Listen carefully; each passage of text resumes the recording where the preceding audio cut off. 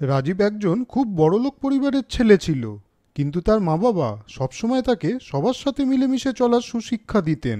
বাবা, আমি আর school bus করে স্কুলে যাব না। কেন রে, কি হলো? না বাবা, সবার সাথে ওইভাবে যেতে আমার একদম ভালো লাগে না। আমার জন্য তুমি একটা গাড়ি কিনে দাও। ওই রকম বলতে নেই, সবার সাথে মিলেমিশে চলতে হয়। আর আমাদের তো একটাই গাড়ি, ওইটা তো আমি অফিসে নিয়ে যাই। তাই একটু তুই বড় হ, স্কুল থেকে কলেজে ওঠ, তখন তোকে আলাদা একটা গাড়ি কিনে দেব। না না, আমি কিচ্ছু শুনবো না। আমার গাড়ি চাই চাই চাই। আমি বাসে করে কখনো স্কুলে যাব না আর।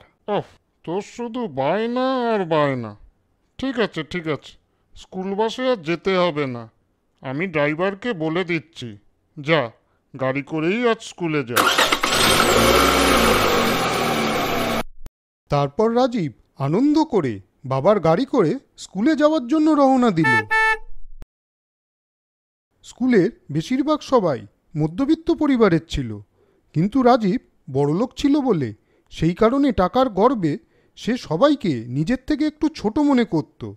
তাই রাজীব কারোর সাথে স্কুলে তেমন কথাই বলতো না। রাজীব কারোর সাথে কথা না বলে সব সময় তাদের এড়িয়ে চলতো।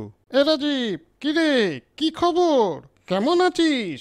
বাবা, রাজীব তো কোনো উত্তরই দেয় না রে। বড়লোক ঘরের ছেলে তো, তাই আমাদের কোনো পাত্তাই দেয় না। বাদ দে ওর কথা। ক্লাসমেটদের এই প্রশ্নে রাজীব কোনো গুরুত্বই দিল না, চুপ করে রইল। এইদিকে রাজীব বাড়ি থেকে স্কুলে চলে যাওয়ার পর রাজীবের মা হঠাৎ দেখল রাজীব টিফিন বক্সটা বাড়িতে ভুলে রেখে চলে গেছে। রাজীবের মা তখন সঙ্গে সঙ্গে এই কথা রাজীবের বাবাকে গিয়ে জানায়। ওই কথা শুনে রাজীবের বাবা বলল, কি বলছো? টিফিন বক্সও না নিয়ে চলে গেছে? ও তো বাইরের খাবার একদম খায় না। তাহলে কি হবে? সারাদিন ও কি খাবে এখন? আর গাড়িটাও তো নিয়ে গেছে। দেখি কি করা যায়। তাহলে বন্ধুরা, রাজীবের বাবা রাজীবকে এইবার স্কুলে টিফিন বক্স পৌঁছে দেওয়ার জন্য কি করবে? আর রাজীব কি তার এই বড়লোকি অভ্যাস শেষ অবধি পাল্টাতে পারবে? তা যদি জানতে চাও তাহলে পরবর্তী পর্বের দিকে নজর রাখো বন্ধুরা।